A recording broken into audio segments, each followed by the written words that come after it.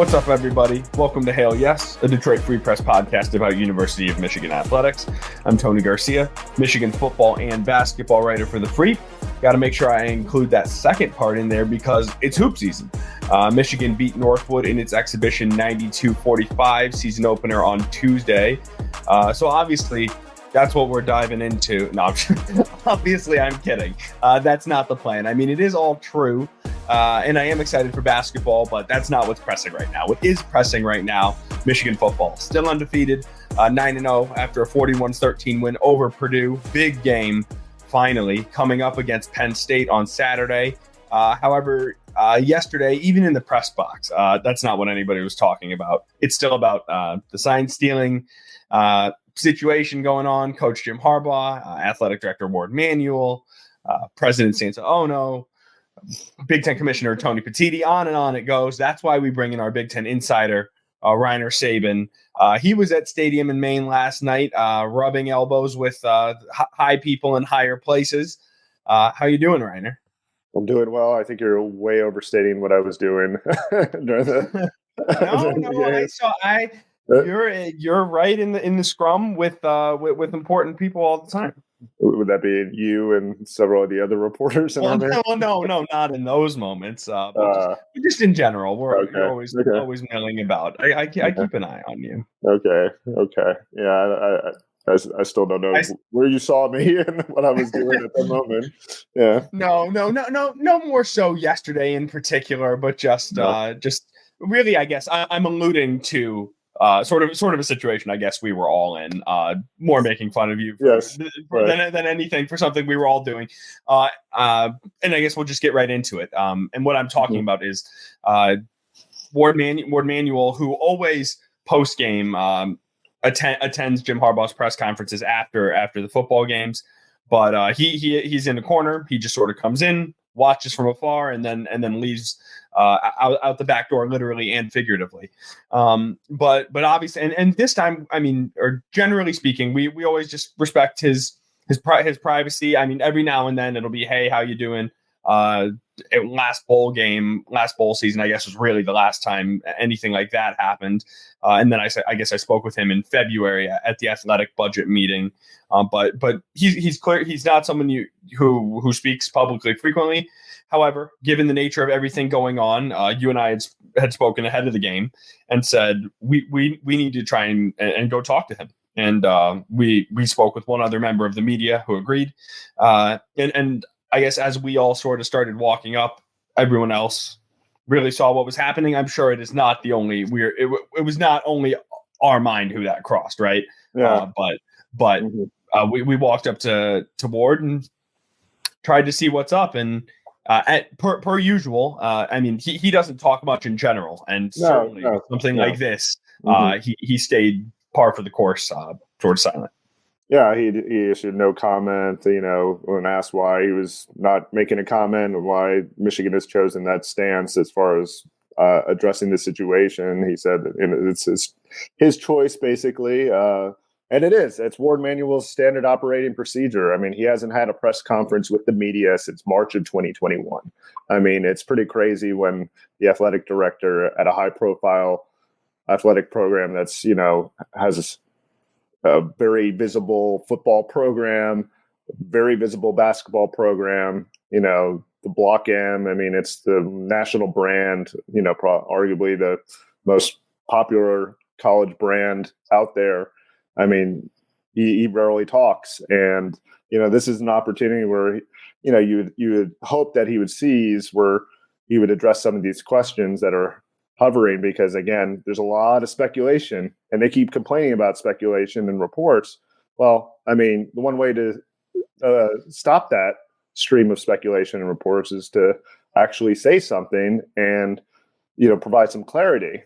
And they have chosen not to do that. And, it's just the kind of continuation of the lack of transparency that is so prevalent at the University of Michigan, where they don't really talk about a lot of these things that are going on. And they've had a lot of stuff that's gone on in the last few years. Yeah, I don't know if you recall. I mean, that was the article of a story I wrote back in January. about calling for just transparency and accountability from Jim Harbaugh and Warde Manuel when this first round of investigations was cropping up, right after Matt Weiss was fired, not long after Mozzie Smith had been found to have been arrested with a gun, not long after sort of putting out a firestorm with Donovan Edwards, right? That all happened in one sort of clump from November to January last year, and they were pretty silent. And it is, as you said, it's sort of par for the course, just in terms of silence, and then giving, certainly on their end, giving things time to play out, right? And that goes all the way to now. President Santaono writing a letter to Big Ten Commissioner Tony Petitti asking for that exactly. However, I guess I get a little ahead of myself because this was sort of, I mean, we do this song and dance all the time, right? With Jim Harbaugh and now investigations and asking him about them, frankly. And he oftentimes is like, I can't talk about it. And we know that. And so there are ways to, which is sort of why when we spoke to Warde yesterday, I was trying to work around that and not ask him directly about the investigation or something. But I asked, have you even been given a timeline of when to expect a decision, right? By any entity?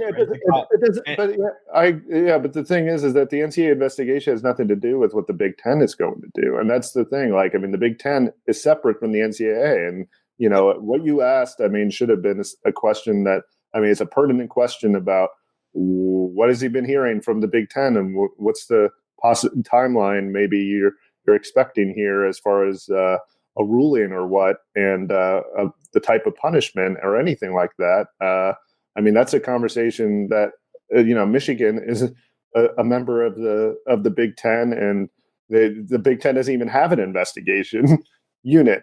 So I don't understand the silence there. I think that, again, Michigan should be able, especially when they have their president writing a letter and sending the letter out to media outlets about stating their position for due process in this whole situation. So on the one hand, you have the president who's like stepping in an athletic matter, and the athletic director is not saying anything, and it's just bizarro world.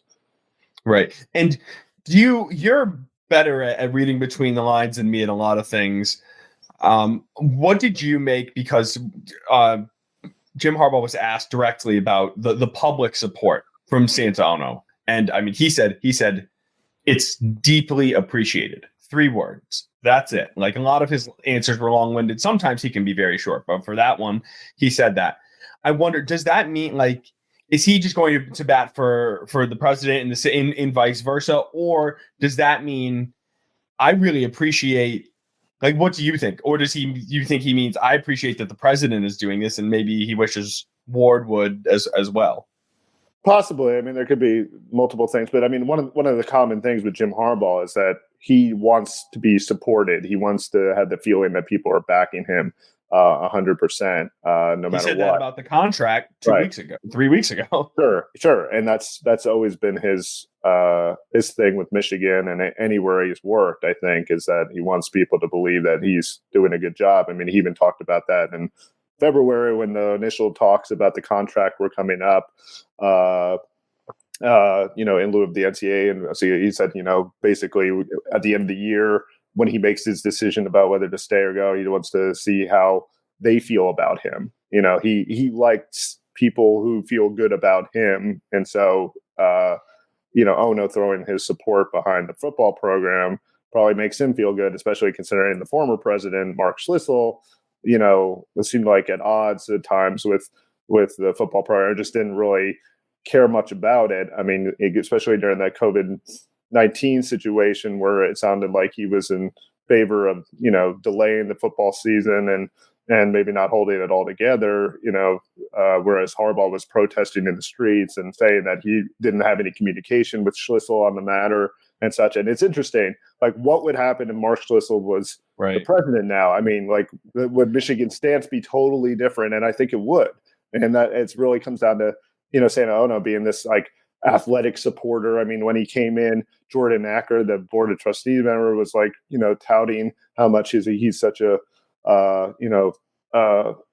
supporter of athletics and champion of athletics, and talks about, the importance of that. And, he did that at Cincinnati. And I talked to Butch Jones, who was the coach at Cincinnati at the time, and he talked for a story about why, Ono and that relationship with Harbaugh could be kind of key to the future, I guess, as far as Michigan athletics was concerned.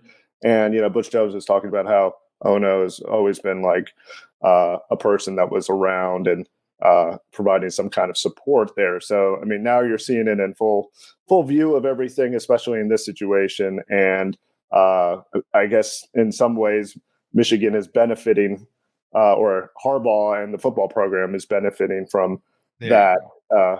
Yeah. Well, it's unprecedented territory in so many ways, not just in the scandal and the situation and the handling of it, but in this type of athletic director. I mean, because like you said, Schlissel was an academic, right? And in a way, at Michigan, there are sort of, or previously, it has been two sort of very separate entities, right? There is University of Michigan athletics, and then the University of Michigan, the institution. I guess maybe the U of M medical system is a third, but obviously I loop that in with the academic side. Now, as you spelled out very well just then, Santa Ono is seemingly bridging that gap, and like it or not, anyone in the nation, I think it is, while it's opinion, it's about as close to a fact-based opinion as you can get. There is not another university in the nation that is at the academic and athletic level of Michigan, right? So no one else, there is no other comparison where a university president would be needing to make these sorts of decisions, right? Where it's like, well, am I backing, like, which M brand am I backing? That block M stands for academic excellence and also simultaneously winning on the football field, right? And but they've always been sort of separate, but the athletic side has held up for the academic integrity and standard and ideals. Now, if one is looking murky, how do they blend? And now they're coming together. Yeah, and I agree. And Ono is an interesting guy because I think, again, there's a little bit of, obviously his social media presence and aligning himself with Harbaugh is good for, I guess, attracting attention in some ways, which, he does through social media. And so, I mean, who knows what his personal motivations here are too. I mean, but it does lead you to wonder. And again, I don't know if there's a ton of support. It's hard to tell on the academic side outside of, Ono and some of the administrative figures like Acker as well. I mean, there's I'm sure that there's probably parts of the university community that are a little bit like, hey, like, what are we doing here? So, I think that's it's a touchy situation, and I don't know if you want to go full in on any of it if you're the Michigan administration. And that's contract talk, right? And that's also sort of this season, right? I mean, even now there is mounting pressure for some sort of repercussion for Michigan football, and the reports have been surfacing that the desire is to not punish the players right now currently, but still, like, directly, but still get some sort of sanction on Michigan immediately. Is what I'd say 13 Big Ten institutions not named in Michigan are kind of seeking right now. But Santa Ono, the letter is asking for that to be delayed. But one of those possibilities would be yet another Jim Harbaugh suspension this year, right? It could be 1 game, 2 games. That's sort of the theory. I'm done getting in the game of speculating of what's going to happen, because there are just too many there are too many pieces at play, right? And maybe, I mean, I hope that's not a cop-out. I'm still here to have the discussion and debate all the merits of what happens and if this, that, or the other does occur. But there's no way to know if Jim is gone for 1 game, 2 games, no games, if Michigan is allowed, if the hammer comes down even harder, and the Big Ten does not allow them to compete in the Big Ten championship. I mean, it seems the NCAA is certainly not. I mean, they move at a glacial pace, as we said before. They're not going to rule, it wouldn't seem, this year. The College Football Playoff Committee appears to have put its stake in the sand and said, look, we're just determining what happens on the field right now. Michigan's a top 4 team. Should they lose and not be a top 4 team, so be it. But if they are on the field, then they are in our eyes. And so there are people where you sort of know where they stand, but there's so much behind the scenes and so much pressure on Petiti and I think is he the main linchpin remaining, or like? Well, yeah, I mean, I think he's, facing a lot of pressure, and he's the guy because of the potential of him being able to actually do something, make a ruling that would impede Michigan from getting to the championship stage of things, and then also the fact that he could issue some kind of sanction whatsoever on Michigan. But at the same token, does he really want to punish one of the teams that actually has a chance at making it to the college football playoff? I mean, to maybe appease the other members. But at the same token, that's 13 possibly versus 1, depending on how many members are really stridently against Michigan at this point. And he's got a constituency to deal with. And if the majority of the constituency wants to punish Michigan, then he probably needs to listen to them. Yeah, that is, I mean, obviously that's on one side, and then the other, Michigan is his best chance at a national championship right now. Nothing means more in his position than a football national championship, which this conference is desperate for a football or basketball national champion, right? I mean, and so he's going to be, if he does make that ruling, it's obviously not going to be done so lightly, and he's not going to be happy about doing it. I think so. But as far as how this all, I don't know, manifests on the field, right? I mean, there were questions. I mean, there were some questions about, is Michigan just winning because of the signs? I mean, okay, I think that was obviously far-fetched.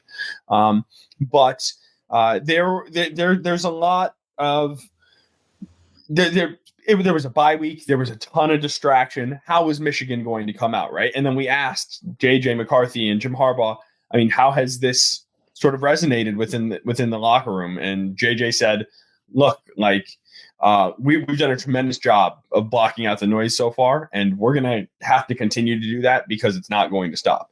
And Jim Harbaugh asked if it has distracted the team or unified the team. He said it was practically a priceless gift to get to where they're trying to go. So I thought that was interesting, not surprising, but notable. Yeah, I mean, Harbaugh tends to spin even the negative into the most positive. Like even after coming off the suspension, the 3-game suspension for the other NCAA investigation and the school imposed suspension to kind of mitigate those potential NCAA penalties, he said that it was actually, in some ways a positive experience. He, learned some things and was able to see the team from a different perspective and such. And so I'm not surprised that he would take that stance. I mean, again, the players have done a very good job of, blocking out distractions in the past, and there have been plenty at Michigan over the last year or so. So it's not terribly surprising that they're able to kind of continue to block it out. But I do think, going forward, it's going to be hard for this team to just overcome the perception that's going to be there, even if they go on to win a championship. I just don't think that they'll be able to escape that because there's just going to be a lot of people who think that they, did something wrong to get to where they ended up. And so it's a kind of an unfortunate situation. I think they're always going to have that stigma attached to them, unfortunately. They may. The court of public opinion is fickle that way. Even no matter how this turns out, right? Because it is now pretty permanently attached. However, it is everyone's job to continue to tell it accurately and reference it. The problem is there is no way to sort of retroactively go back and determine what the level of impact was, right? And so a lot of it will be depending on what lens and what color glasses you see this through. However, Michigan does have a chance to go out and continue to take care of business and win on the field and win a national championship. And then and that's all the players can do. They know that. And that's what they're saying. And that's what they're trying to do. And really, the first actual step in that journey begins next week. Michigan 9-0. I bet if you had bet all 9 Michigan games, like parlayed them together, and like Michigan 9-0 versus any loss, I bet it was still minus 1,000 odds. I mean, for them to get to 9-0. They've been 3-4 touchdown favorites all the time. Early lines at Penn State, right around a touchdown, and maybe some cause for concern that we saw this week. So after the break, we will take a look at Michigan's first test and what to expect. We'll be right back. This is Hail Yes.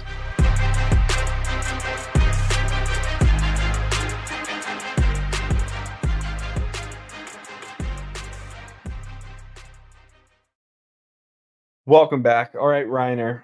After 9 weeks of 21, 24, 30, 31, 33 point spreads, Michigan's still nearly a touchdown favorite. 6.5 points is the early line going into Penn State.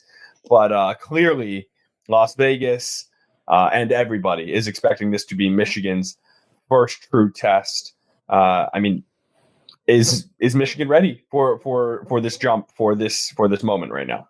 I mean, I think Michigan's probably ready. I mean, they've been gearing up for this. I mean, they've got what looks like a complete team, and they're playing at a high level on offense and defense right now. I think that they've been building towards this moment, and the offense has taken on a new identity with JJ McCarthy, and they've kind of fully embraced that. It seems, and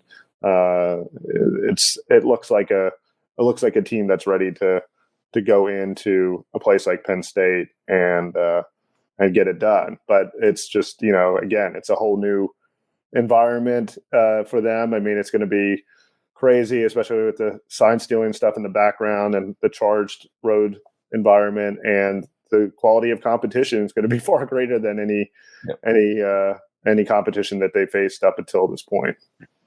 Yeah, I do. So I guess if my question is Michigan ready? Of course Michigan's ready, right? Like this Michigan's been waiting for this moment.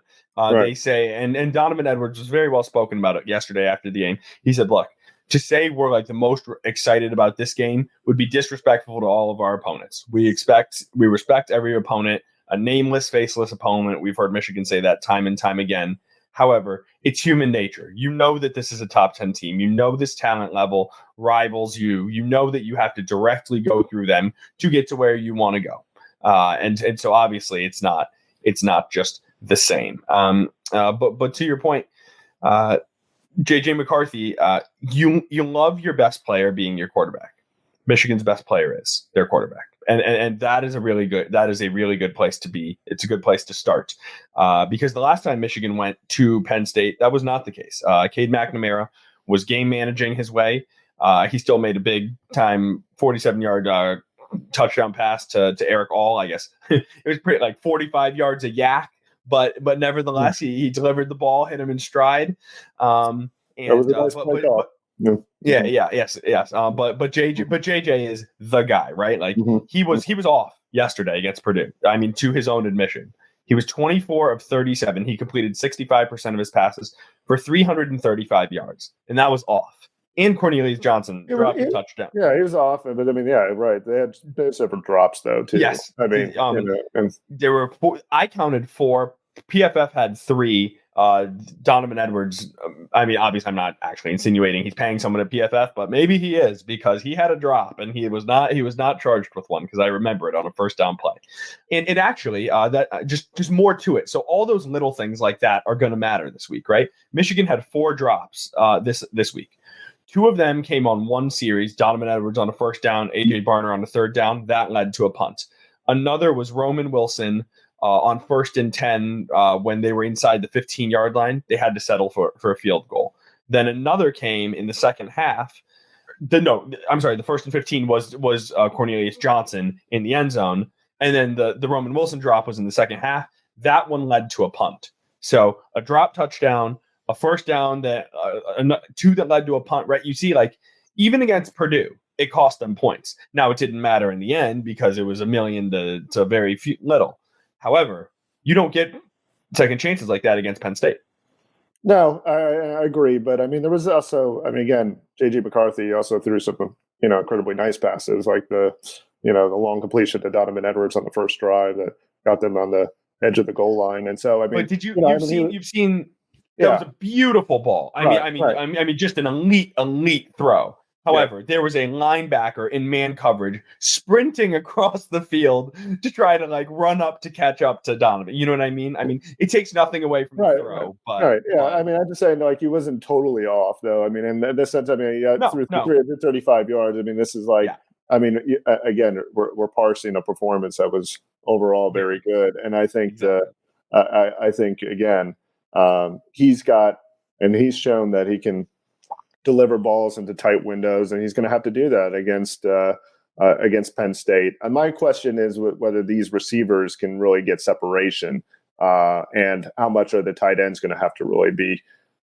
brought into this game plan, against Penn State, because I worry about the receivers being able to kind of find openings, because it could become challenging for them against those defensive backs. Well, I don't worry about Roman Wilson's ability to get open. Donovan Edwards is often a mismatch as well. But you're right. They might need to utilize the tight ends. However, if I'm talking about and thinking about Michigan's offense and this, as far as X's and O's, without a doubt, the number one for me question is the running game. This week, the rushing attack was very bottled up. I mean, the sack adjusted numbers, they have 31 runs for 144 yards, so about 4.5 yards per carry. But those were buoyed by a 44-yard end around by Samaj Morgan and a 14-yard end around by Cornelius Johnson. Michigan's three running backs, Blake Corum, Donovan Edwards, Kalel Mullings, ran 27 times for 85 yards. Yes, they also had 4 touchdowns. Blake Corum had 3 of them, but Blake Corum had 15 carries and just 44 yards. He's never run for fewer yards than that when he's run 15 times or more. Of his 12 carries that did not fall into the end zone, and so he couldn't gain more yards than he did on those runs. So on the 12 runs that did not end in touchdowns, 9 of them were for 3 yards or fewer. That's what Michigan deems an inefficient run. 17 of the 27 for Michigan's running back group as a total were inefficient. That's 2 out of 3 runs gaining 3 yards or fewer. That's why J.J. McCarthy is constantly in these third and longs. Now, to what Jim Harbaugh said, to J.J. McCarthy's credit, he's been exceptional in third and long. I think going into yesterday, he was 19 of 20 passing for 300 and some yards and 4 touchdowns in 3rd and 7 or farther situations. Good luck doing that against Penn State, right? And those running numbers were against Purdue. Penn State is the number 1 rushing defense, giving up 60 yards per play. So Michigan has had so much success in years past, constantly, winning the time of possession, grounding teams just into oblivion with the run, and staying ahead of the sticks. They had not been ahead of the sticks, and they've been winning because of J.J. McCarthy. Now, they still have J.J., but it's in general not a winning recipe to be in 3rd and 7, 3rd and 8 consistently. Well, that's why. I mean, again, that's why I'm saying the separation is the thing I'm concerned about, because I don't think some of the defensive backs that they've faced so far have probably measured up to anything what Penn State has, and if they're going to be in these passing situations, which seems like it's a strong possibility given the struggles in the run game, that it's going to end up again if they can take 2 prongs away Penn State, then it goes to the tight ends, and you're only down to like one prong or one lever that you can really pull offensively. And so it really is going to come down to, I think, the receivers again being able to create openings for JJ to complete. Because again, I don't know if the running game is reliable enough to be able to carry them at this point. I mean, I think we've seen enough evidence to suggest that maybe it isn't. Right. No, I guess we're sort of making the same point. Maybe you jumped ahead of me. You're saying that you are not even relying, you're pretty convinced that the run game is not something you can rely on in spades. And with that, if the receivers aren't running open how they have been, Right. That could be problematic. However, we have, as you said, we've seen JJ fit it into some tight windows. Above the defensive back, underneath the safety on those corners. Sort of looking the safety off and then hitting a seam. Really the crossing routes is sort of been, I'd say, Michigan's bread and butter this year. They don't take a ton of vertical shots, but it is deep crossers, and that's when just the knowledge of when to sit down in a zone concept or to sort of keep that going if you're on sort of a man beater. And Michigan has extremely knowledgeable wide receivers. It's a very valid concern. But the guys I said earlier, I have faith in, and also Samaj Morgan. Put him on the field more, right? When he touched it, they said it. Look, every time he touches the ball, he's electric. He had a 44-yard touchdown on Saturday, I should say, and another 23-yard catch. I like him. I like you know what? Yeah. In a game like this, I like dudes. Samaj Morgan is clearly a certified dude. Mm-hmm. Yeah, I agree. And it's it'll be interesting to see who steps to the fore in this kind of game, because I could see somebody like him, popping in a game like this, or where they may turn to him more than they have in the past, just recognizing what his effect is on the offense. And also, again, this could be a game where Colston Loveland really, if he's the matchup nightmare that we all think he is, it seemed like this would be the time to really go to him, especially, and try to get him, maneuver him across the formations and, use him in all different types of ways in this game. And I could see that happening. And like you alluded to, maybe this is where Donovan Edwards is really used more as a receiver than maybe as a running back. And they just kind of give up on that idea and maybe just go with Quorum and Mullings and hope for the best. I would abandon it entirely for this game. Maybe you hand it to him once or twice just to keep the defense honest. If he's running more than 3 times, it's just not good. It's malpractice based on the average he's getting and what he does when he gets the ball in other ways and when other people get the ball in various ways. But what Michigan does a great job of, like you're asking, is it a Colston Loveland game, right? They dissect, they find the weakness in an opponent, and they will exploit it, right? Like MSU, linebackers in pass coverage, not a strength, right? Cal Halliday. So you throw it. So AJ Barner gets 100 yards and a touchdown. Colston Loveland gets a couple scores and 70 yards, right? Like historic day. This week, just sort of, you're not having a ton of success on the ground. JJ McCarthy throws a season high 37 times. Roman Wilson, it was funny. Did it feel like he was had a quiet 9 catches for 143 yards? You know what I mean? Maybe it's just because he didn't find the end zone, and he's always finding the end zone. But those were career highs too, right? So Michigan will find where it can beat you, and then just sort of attack that way. And somehow, we haven't even mentioned they still got the number 1 defense in the nation, right? And that travels. That is extremely important in road games. I'm waiting for an opponent to get inside Michigan's 5-yard line. It still has not happened. Reiner, an opponent has not faced a goal-to-go situation on Michigan the entire season. It is weird. Again, it's like, how's your goal line defense? I don't know. I have no idea. There's 3 games left. Yeah. No, it's a strange deal. I don't know what that says about the quality of opponents they faced.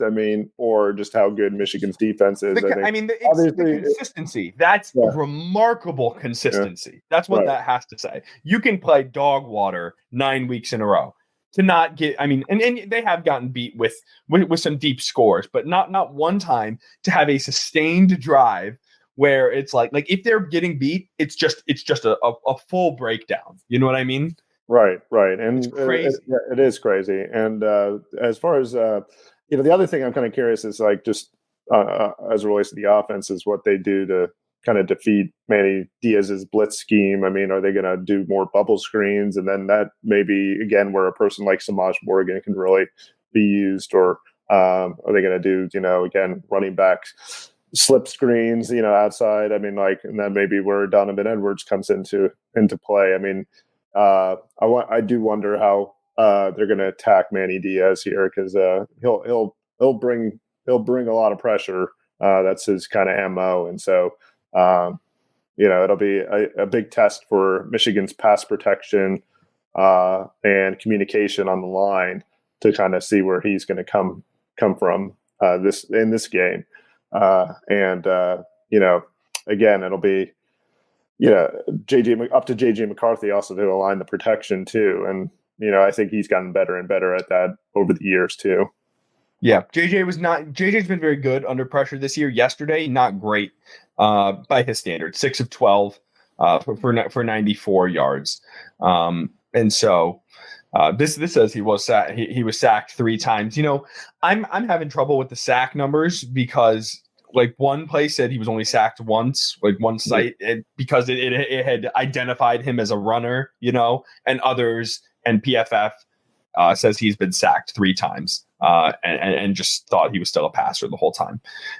Regardless, the pressure did sort of bother him this past week, although he has been good. And you're right, a lot of those screens you need to use what a defense is going to do against it, right? You have to force the defense to keep its honest, because if Penn State can just pin its ears back with no fear of just the little drop screen going over it and breaking off a big one, then they'll be living in the backfield, right?